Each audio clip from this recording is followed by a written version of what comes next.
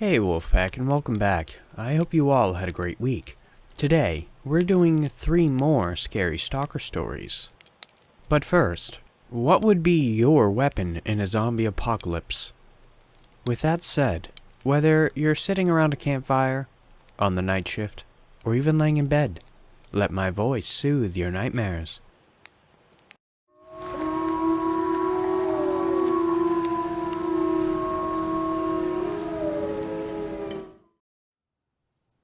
Look, I'm not proud of what I do.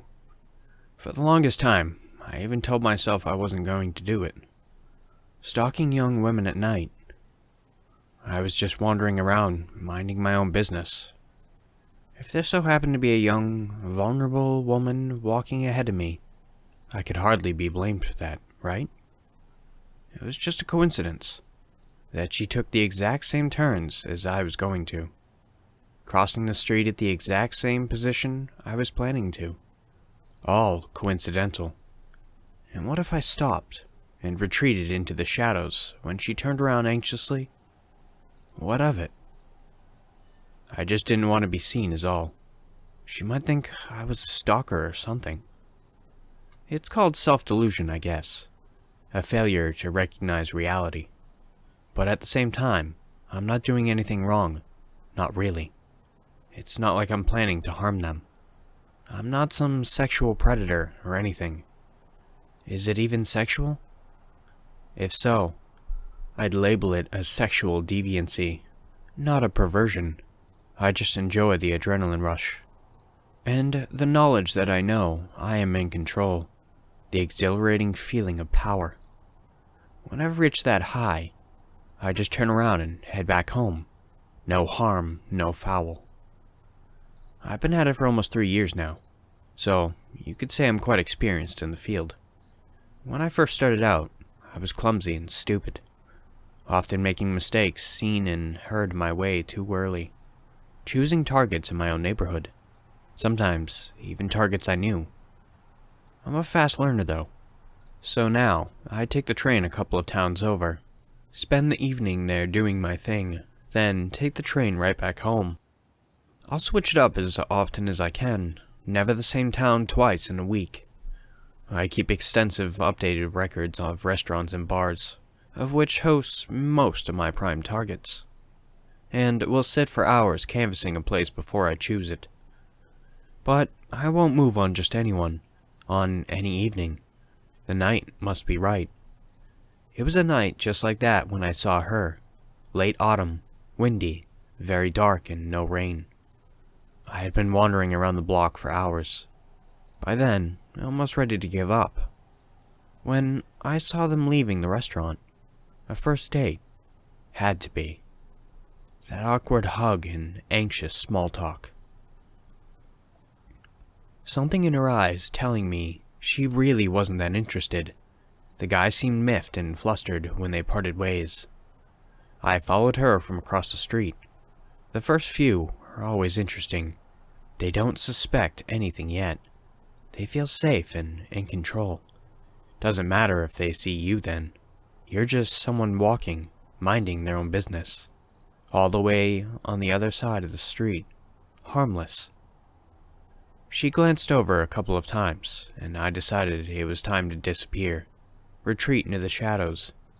I held back for a little while, and when she disappeared around a corner, I counted to 10 before I followed after her. Just as I crossed the street though, I was surprised to see him, the date. It seemed they didn't part on the best of terms. You could tell by that aggressive walk that he was up to no good. He disappeared around the corner after her, and I suddenly found myself hesitating. Was this really my business? I could just turn around, head home, and think nothing of it. I hadn't done anything wrong after all. And even if I followed them, what could I do? The guy was twice my size, and he'd probably crumple me up like a piece of paper without breaking a sweat. But I do have a conscience. Reading this, you might think I am just some weirdo stalker loser. But I swear, I'm a pretty decent guy. A real gentleman, too. I'll have you know, holding doors for women and all that. giving them roses on Valentine's Day. I have nothing but respect for women is what I'm trying to say. I bit my lip nervously and picked pace across the street after them, not knowing what the hell I was getting myself into. But I figured it was the right thing to do, and maybe I didn't even have to get involved at all. Maybe it was all some silly misunderstanding. I knew the place well. I'd canvassed the neighborhood thoroughly, and I'd taken a mental note of the park. I usually don't like working in parks, too many perverts and weirdos. But this one seemed well lit, and easily traversable. I caught up to them after about a minute, and silently crouched down behind a tree. It sounded like a heated debate was going on, but only the guy seemed to be talking. Couldn't quite make out what he was trying to say, but he seemed real agitated. I don't know if it was the sudden explosion in the lamppost above me, the horrible wail echoing throughout the park, or maybe it was the blood squirting in a straight line past me, but I suddenly felt really vulnerable. I'd failed to assess the situation correctly, and no, I was the one in danger. He could probably break my neck in a second, I kept thinking. I glanced nervously around the tree, and had to quickly cover my mouth with my hand to avoid screaming. I can't tell you what she was. Not human, that's for sure. It was dark though, so my eyes might have been deceiving me. But I swear, I could see fangs, and claws, and skin stretched unbelievably thin over an impossibly tall, lanky, pale figure. The guy was down. I could see the blood pumping rhythmically from the gaping wound in his throat.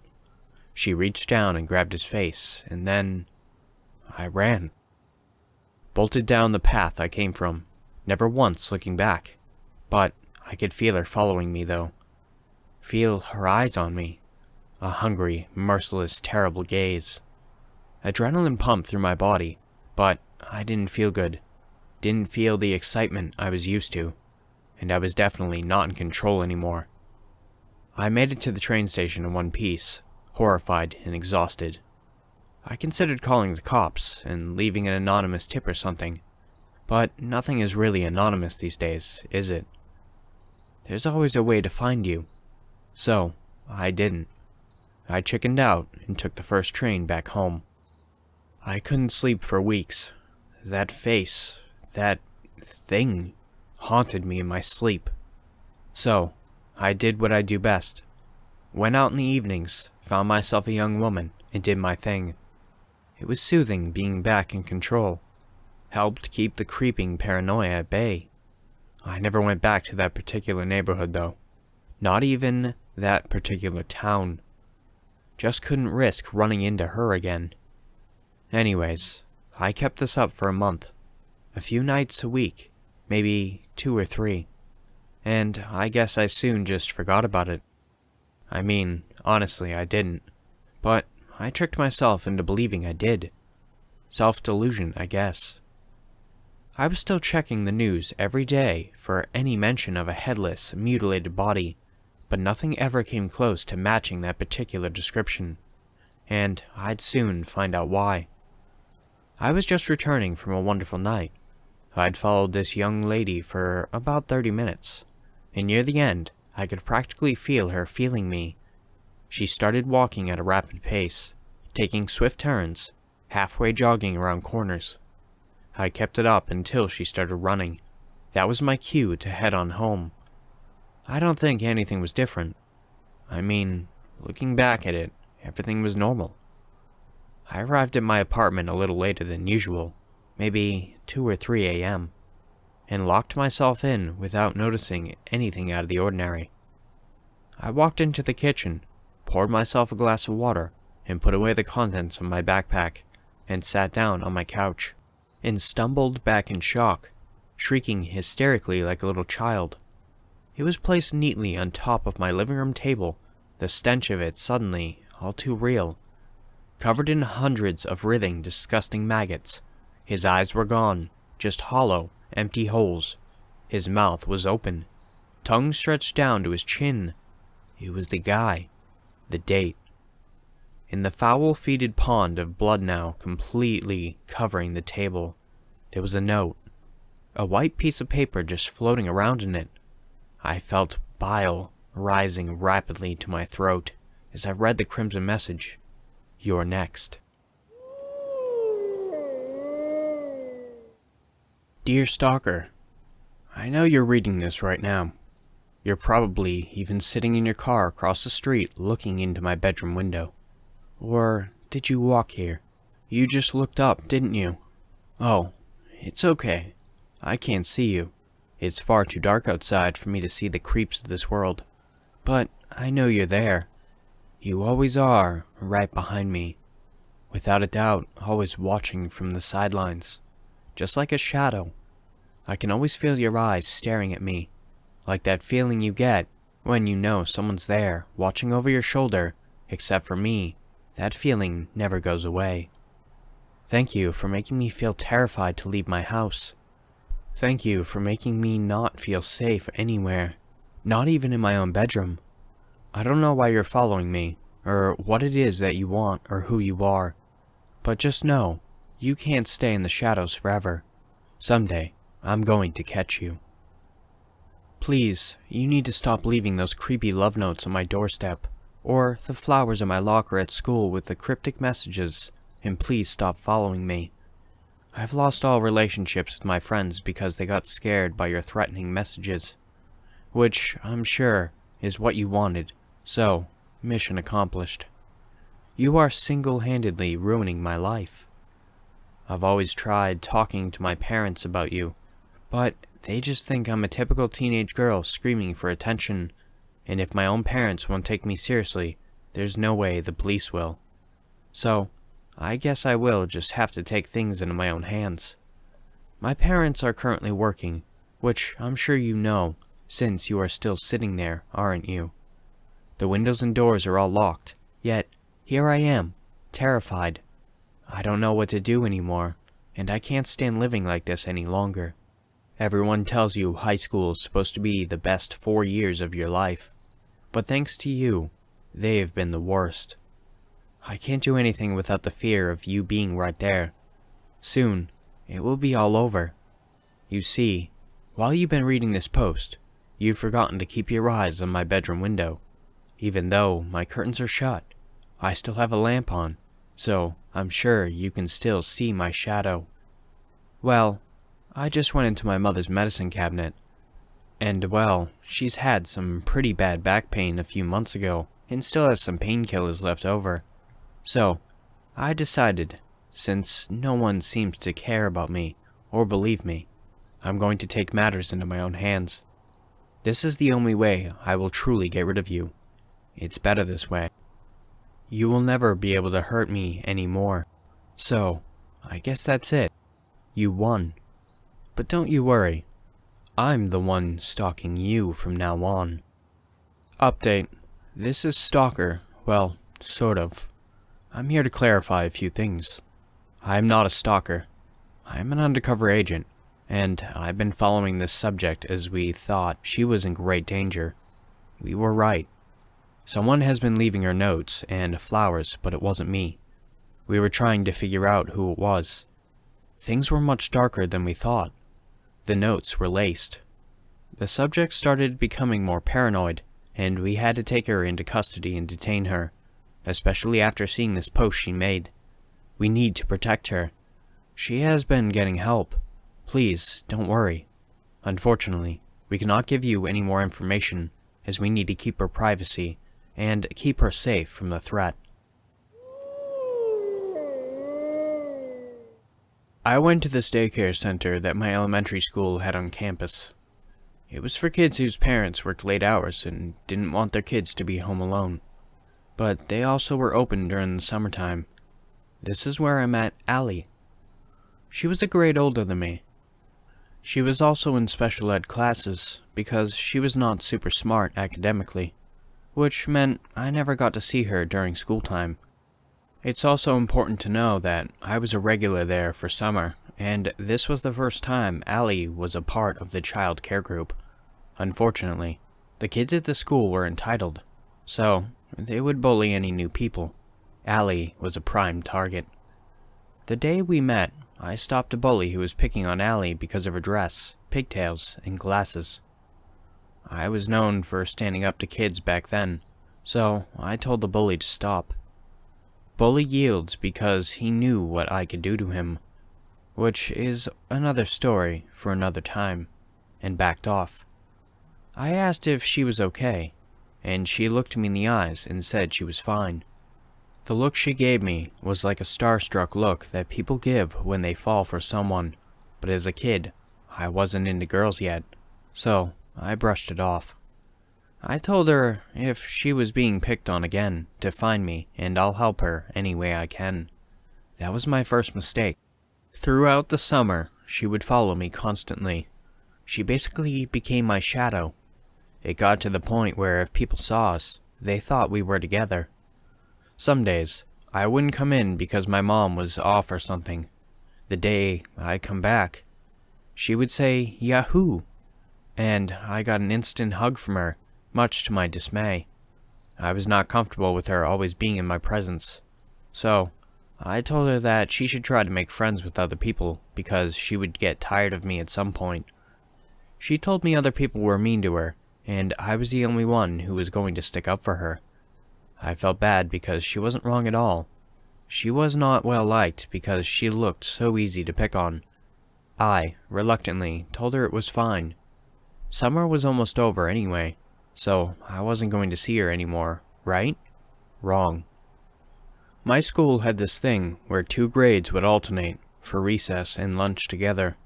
5th and 6th graders shared this time slot. I'm in the 5th grade during this time.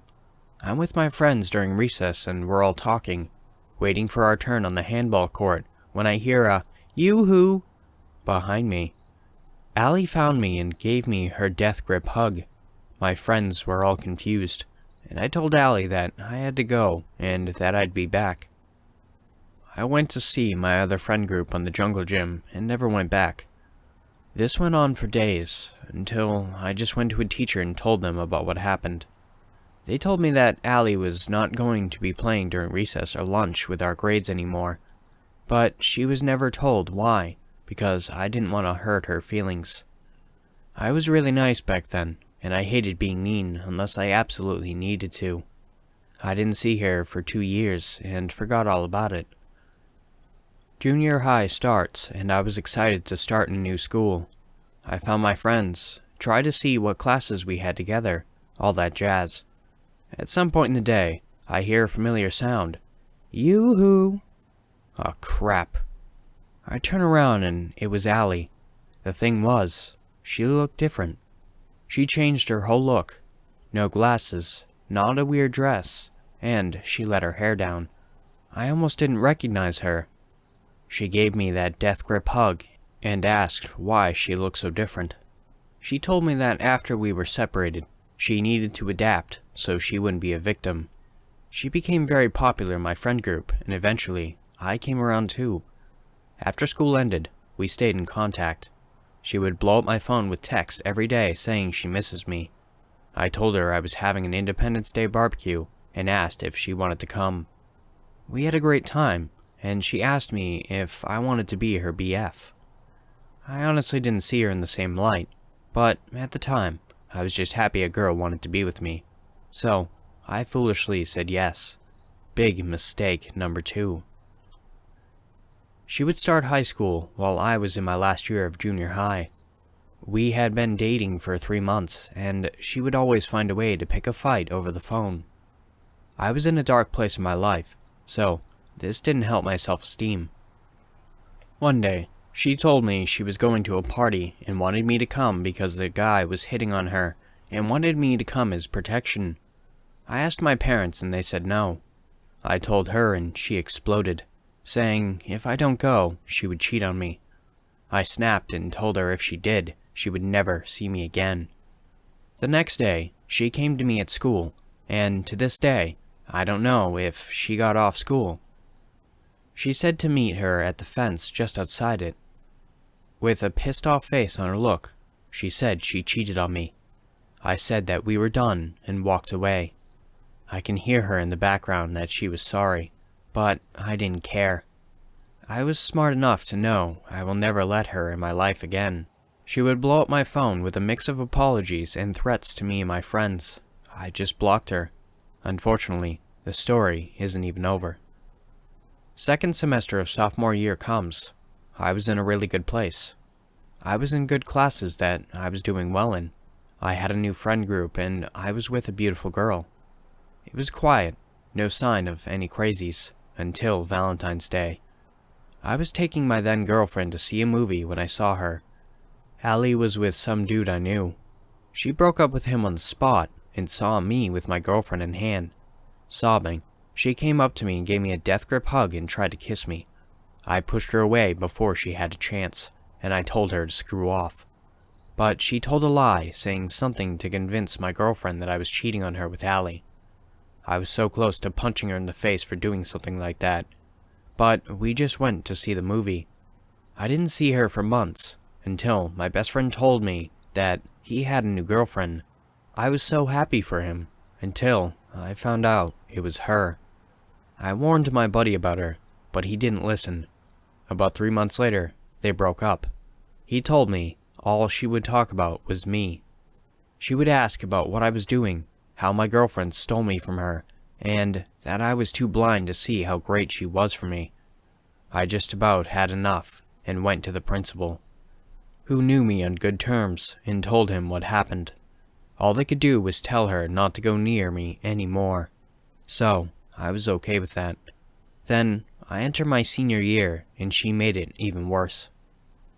When my girlfriend and I broke up, Allie found a way to contact me to convince me to get back together, with each time being a rejection. I started going on dates with other girls, and I would somehow see her at each date I was on. I honestly didn't know how she found me, but one night she went too far. I was with a one-night stand in my car, and things got intense. To spare the pornographic details, we were about to get it on until I heard a tap on the window with a flashlight in my face. I thought it was a cop. Luckily, we were both 18, parked in a legal spot. I put on my pants and opened the door to be met with Allie.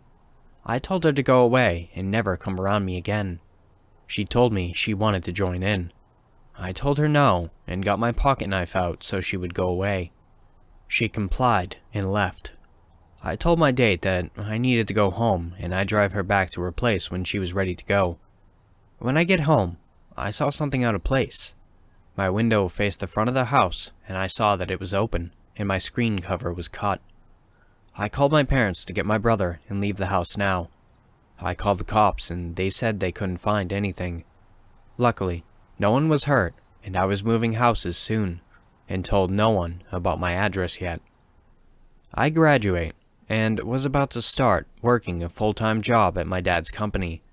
I was in a new house and kept in touch with only people I trusted. I had just started dating my now girlfriend, who Allie threatened, but that was easily handled. This event happened last week. I'm now 21. I had just quit my old job and started a new one last week. Coworkers told me they recently fired the employee whose job I took because she kept flirting with male coworkers. I thought nothing of it and went home. That night, I was reading some stories on here and saw a flash from my window. I was stunned and saw a figure outside my window. Keep in mind, the window where my room is in my new house is protected by a brick wall and a metal gate that is always locked. My room is also on the second floor. I see that face of the perpetrator. It was Allie. I ran downstairs and out the front door. I saw her about to get to her truck with a ladder she used to see in my window, and tried to pull her out of the car. She was trying to scream abuse, so I had to let her go. She drove off, but I luckily had my phone and took a picture of the car and the license plate. She was arrested for trespassing. I took her to court and she was found guilty very fast. I later found out Allie was the one who got me fired from my old job, which is how she got my address. So, I then filed for a restraining order against her just in case. Unfortunately, I know deep down, she won't give up until she wins. I'm not going to be safe until I leave my town, or date her again. I still feel like she has people watching my every move for her, and I fear she will find me and hurt me, my family, my girlfriend, and my friends. I sometimes wonder what would happen if I had just let her get beaten up. If I had just turned away that one time, maybe all of this could have been avoided. Update. It's been about 6 months since I posted this, and I've moved to a new state. I don't look the same anymore. I changed my hair, got rid of any clothes I used to wear in high school, and got a few tattoos. I came home for the holidays 2 days ago, and my friend picks me up to take me to see my family. Yesterday, I was going to go out with a few friends to have lunch until I found out something on my porch. It was a box addressed to me. I had to open the box. Curiosity got the better of me. When I opened it, it was someone's ear. I called the police, and they told me they would find out whose it was. My friend came to me to comfort me. She also told me that something happened last week that I thought I should know. Allie had apparently taken her own life a week before I came home. The strange thing was, she was missing her ear before she did it, and they never found where the ear went.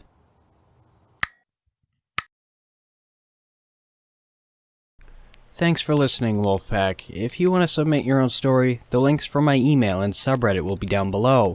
I've also created a Discord, so if you want to join that, the link will be in the description down below as well. Don't forget to like, share, and subscribe. And with that said, have beautiful nightmares, and I will see you next time.